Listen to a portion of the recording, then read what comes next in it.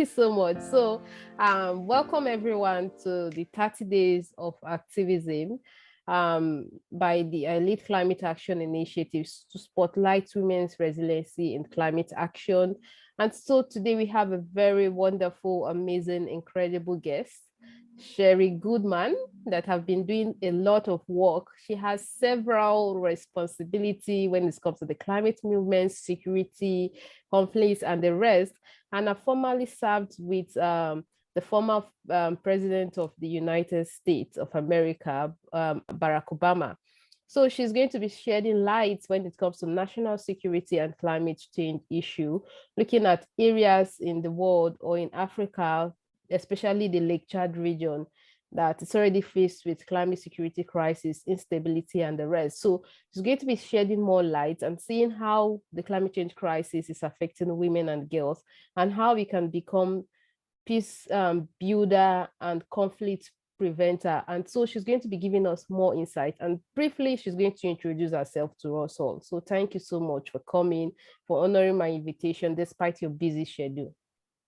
Well, thank you very much. It's really a pleasure to be here with you and with your audience. And I thank you for raising attention both to climate change as the most urgent existential threat and to the role of women and girls that they play in this area. I mean, I started out in the field myself of national security quite a long time ago when there were hardly any women in it. And now I'm pleased to say there are a lot of women leaders at all levels and all ages. And I think that's a good thing for the future of our planet and for people overall. So that is very positive. And to see you there in Nigeria helping lead. And I've had the privilege of meeting other leaders from the Lake Chad region, and there are many strong female leaders in your area, and I think that's very inspiring. So I served as the first female professional staff member in the United States Senate Armed Services Committee. That oversees our military budget. And I did that in the 1980s. In the 1990s, I served as the first Deputy Undersecretary of Defense for Environmental Security, overseeing environment, energy, climate change, safety, and health for the U.S. Department of Defense, our military. And after that, I organized the first group of military leaders to address climate change as a national security issue. Sometimes people call me the mother of climate security. So I also have 3 wonderful children, but I'm happy to be the mother of climate security as well, a field that I think is important for the future of everyone, including you. And I can see, Adenike, your beautiful smile, that you yourself are out to change the world. So I think that's highly important. I have been working to connect climate with national security, water, energy, food security, because these risks are so fundamental.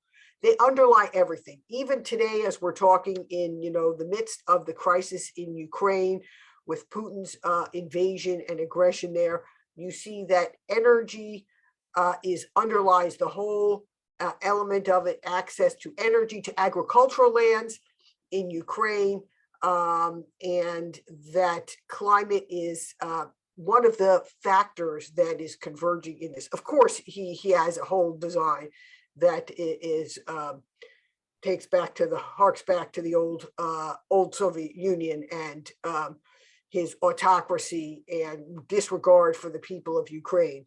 In fact, that's why I painted my nails the Ukrainian flag here in solidarity with the people of Ukraine.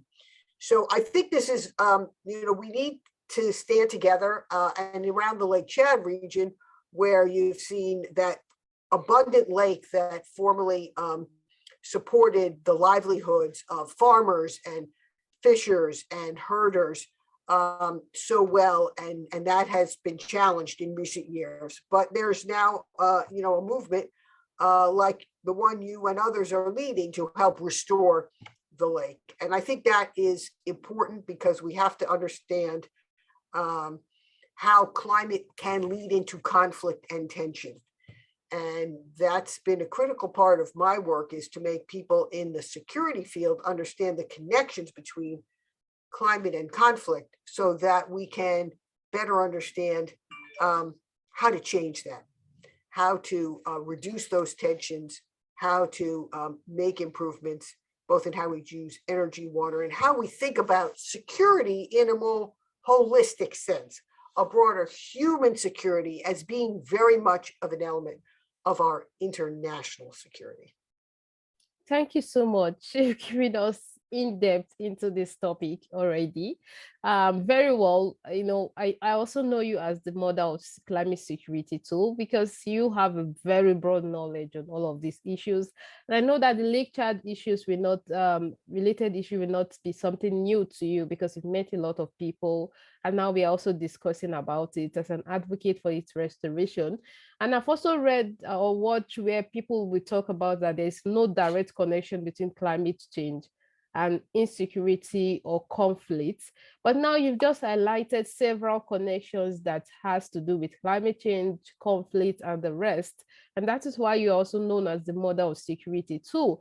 Looking at the fact that you've helped to set up national security issues when it comes to the formal president of the United States of America. You led that delegation. So what do you think about the areas in the LiQWYD region whereby climate change is now a security threat? And what do you think we can be used beyond military action? Because it's an environmental crisis that grew up to become something that could not be controlled. Because I wrote an article recently, and I wrote about the fact that how the loss of livelihoods is making the region to be fragile, because people are becoming recruited to join armed group, often because people are losing their livelihoods, they are not ready alternatives. So how do we build up that kind of, how do we protect our national security? Because insecurity of such that led to water scarcity, food insecurity, hunger, poverty, is definitely needed to national insecurity, which we are now seeing more military action in the region. How do we bring about climate action in such a scenario to help to see that it's beyond military action, but needs more climate action? Yes, exactly. I mean, the military is not the solution to the climate problem. Let's be very clear about that. And the militaries can get drawn in when there's instability and conflict and insecurity. And that's why I wanted to understand those links back many years ago. But the root cause, right? The root cause of the climate insecurity in Lake Chad and in many other areas is either prolonged drought that has led to less water, like you have less water supply, less abundant water resources. That means less agricultural land, less land for farming, less land for herding, fewer areas for fishing. And then there's the overuse of the resources, let's say either overfishing or overuse of the water or mismanagement in some cases. Some of those factors combined together. And we know now that when young people, particularly young men, don't have jobs, that's why we've seen, in the spread of terrorism around the world, we have seen that terrorists target, young men as recruits. I mean, women can suffer even worse fate, from human trafficking and the like. And so we have to break that bond. And to do that, we have to understand what it takes to restore the natural resource so that can support the people. We need to have the right carrying capacity for the water resource, the farming, the herding resources. And that's why we have to understand how climate change is either producing too much drought or flooding in some cases, not enough water, too much water, too much heat to grow and crop, agricultural changes. We have to rethink about how do we have sustainable and regenerative agriculture as the climate changes. And we have to really think through what those what those opportunities, some people call them entry points for action. But I say what we need to do is think about how people like yourself and organizations who are in a position to help the rising generation find purpose and meaningful employment in their communities so that people can live meaningfully, be educated, and live wholesome lives in their communities. And that's really the most important. And if we understand those root causes, and if we raise our voices for greater climate action, because yes, we've got to do more to reduce carbon loading in the atmosphere. We need to decarbonize our energy systems, but we also need to lift people out of energy poverty where people still don't have enough electricity. So we have to be able to think creatively depending on what the circumstances are. Thank you so much. Thank you for that in-depth contribution. And because I saw an analysis a year ago or more, whereby they brought out a report that stated that where there are peacekeeping mission, that is where climate change is leading to conflict. That shows the connection that we cannot solve the climate change related crisis using military action. It has to be by climate action for climate action, and of climate action to see how we can meet through all of these crises that define us. And just to ask the next question, in region where I am from in Nigeria, where climate change is leading to farmers and herdsmen clashes a lot, and looking at the fact that migration was once an adaptation strategy, but now it is now failing.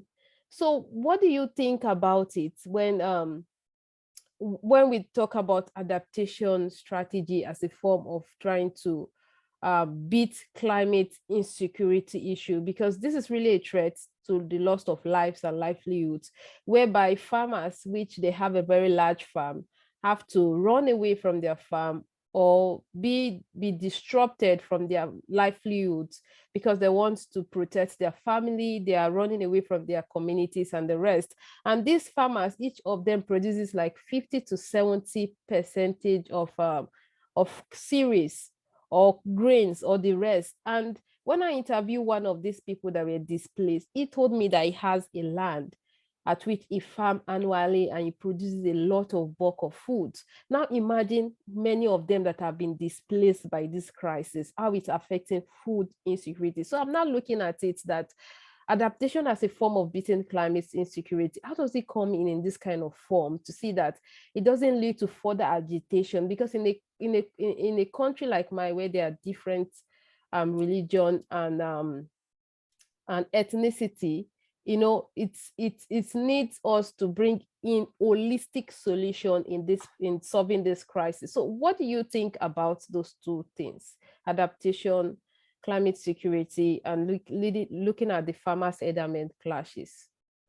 Well, thank you. That's a very important question. And climate migration, as you know, has been growing around the world. And I mean, this is an important point for me personally. My parents were both Holocaust refugees, and so I grew up being very much aware of both the adversity of that people can be forced to flee, like Ukrainians today, at a moment's notice, but also the opportunities that, as you say, migration done properly can be a good adaptive strategy. But if there's too much of it too fast or for the wrong reasons, like the real millions now trying to leave Ukraine, or the people in Nigeria, as you say, who can no longer farm, herd, fish for their livelihoods and are forced to flee, that's a sort of maladaptation, as you would say. It's not the right type of adaptation, and it's not the right level. So we have to go back to understanding how to we have to have climate adaptation strategies that meet needs of people where they are today, right? So while we're trying to decarbonize the planet, we know that a certain amount of climate change, unfortunately, is already baked into our global system, right? Temperatures are already rising. areas that are hot becoming hotter, dry becoming drier, wetter areas becoming wetter. So maybe we already have to adapt certain types of agriculture to different crops and think about it differently in terms of regenerative agriculture. We have to think about the traditional separation between livelihoods of farming, herding, fishing, maybe not as segregated, perhaps, as in the past. I mean, as you know, I'm sure you're now doing something yourself as a climate activist, right?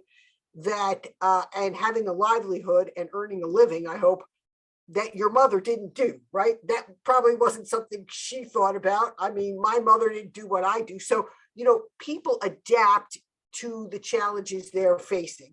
And our mothers, for example, are the most adaptive, right? I mean, they're the ones that help us see the way. And I do believe very much in passing that along. So I think we need to help, you know, through education and opportunity at all levels to enable and new tools for education, new technologies. There, you know, there are, and particularly for agriculture, better irrigation systems. You know, there's better water efficiency. We lose so much water in the way we irrigate and way we use water in agriculture in most places, and we need to find more local solutions. When I've been, you know, in parts of Africa, and I've seen that, you know, local wells powered by solar power have enabled communities to then farm and live where they are instead of walking longer distances.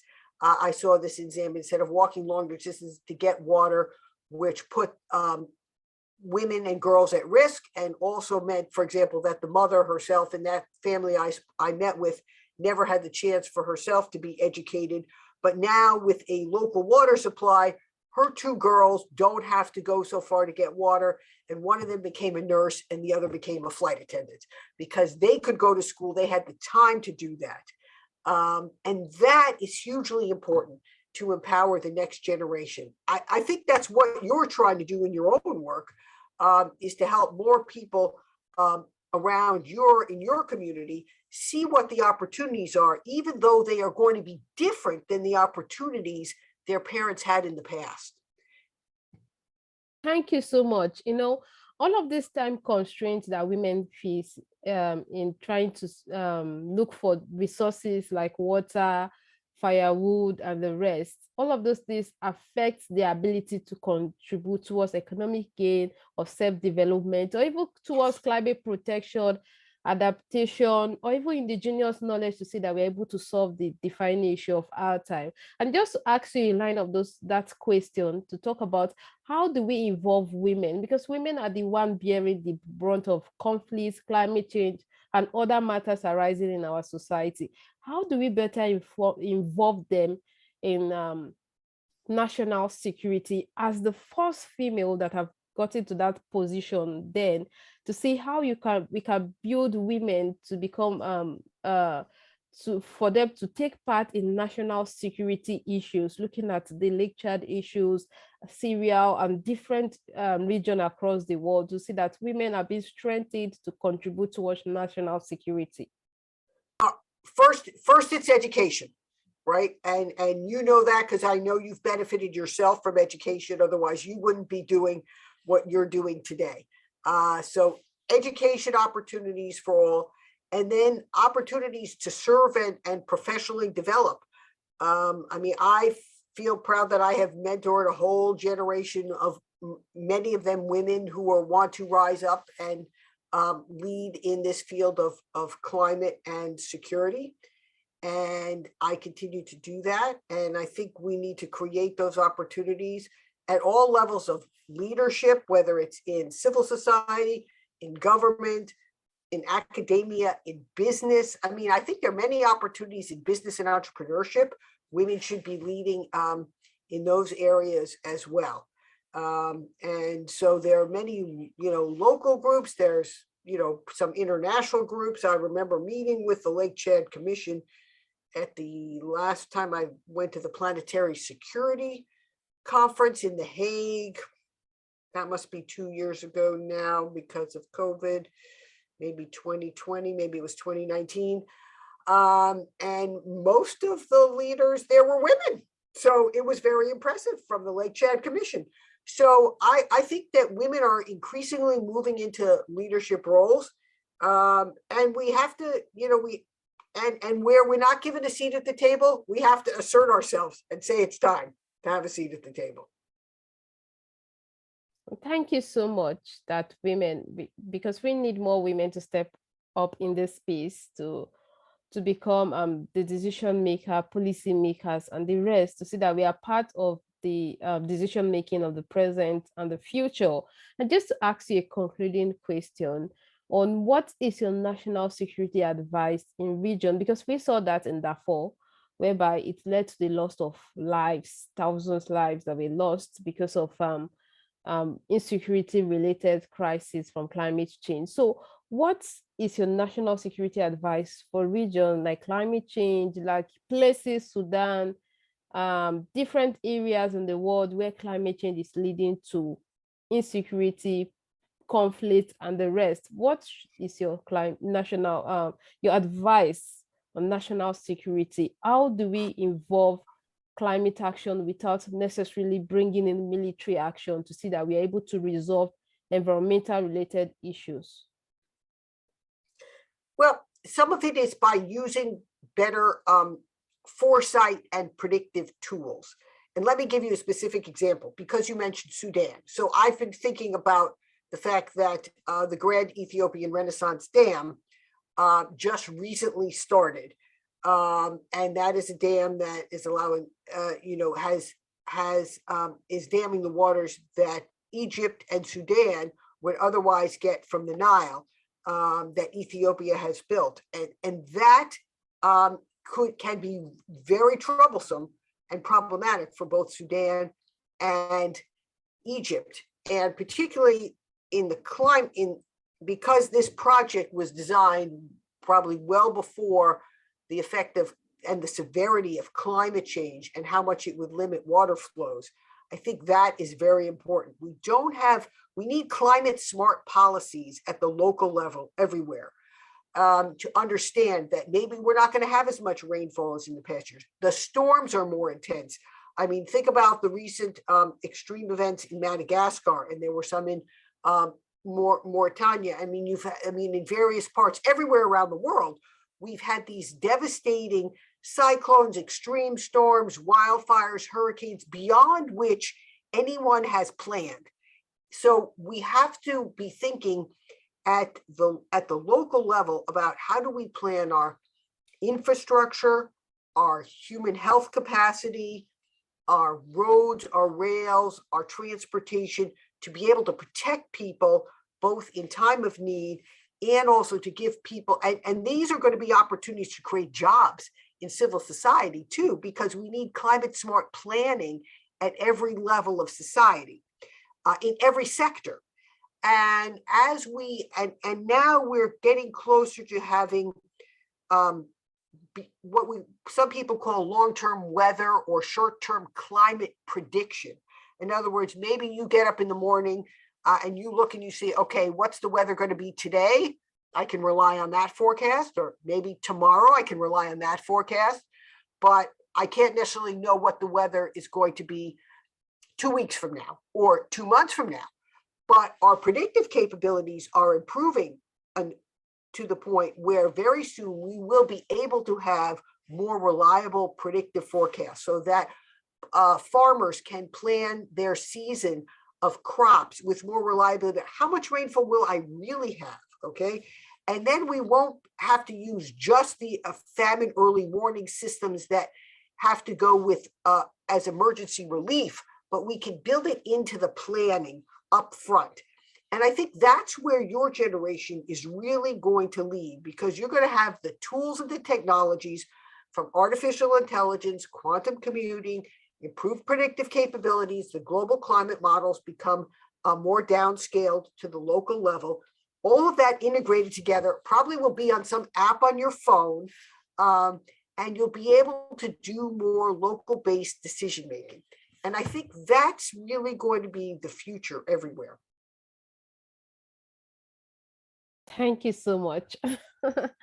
Just like we shouldn't stop this conversation, but at this point, we just have to wrap it up and say thank you so much for coming, for honoring my invitation. I really, really find your contribution to be very, very insightful. I know my audience too is going to do so, because climate change is now taking another new dimension of the peace and security issues, and we don't know what it could look like in the nearest future to come. Maybe it could lead to war, because when it's affecting our diversity and there is nothing we could do about it as quick as possible, it can lead to ethno-religious war, of which we don't want that. And that is why we are trying to raise our voice through advocacy, through different actions, means that we can use to champion issues related to climate change, to see that we are out of this crisis in different means, and looking at the fact that bringing in policies that could help, that our government could bring in policies that will help out in solving this crisis. Because if we don't act now, there are some policies that becomes outdated if we don't enact it at this time. So policies of 10 years ago might not fit into the current policies. And that is why we need to keep renewing our laws and policies to see that it suits into the new dimension of the climate change crisis. Because formerly, we know areas where agriculture were the mainstay of the economy, but it's no longer the same way it is right now. So we all have to work towards making our society safer, better, safe for everyone in our society and beyond, so as to prevent any form of migration. Because the climate change crisis is going to impact the whole world, maybe in form of migration or refugee, because one areas is not protected and the other areas is left behind. So it's going to impact everyone, regardless of where you are from, who you are, what you are, and the rest. So thank you so much for coming. I really appreciate this. Thank you. Thank you. And let's so I just want to make sure when you put this up that you have my affiliations. Thank you for all that you're doing.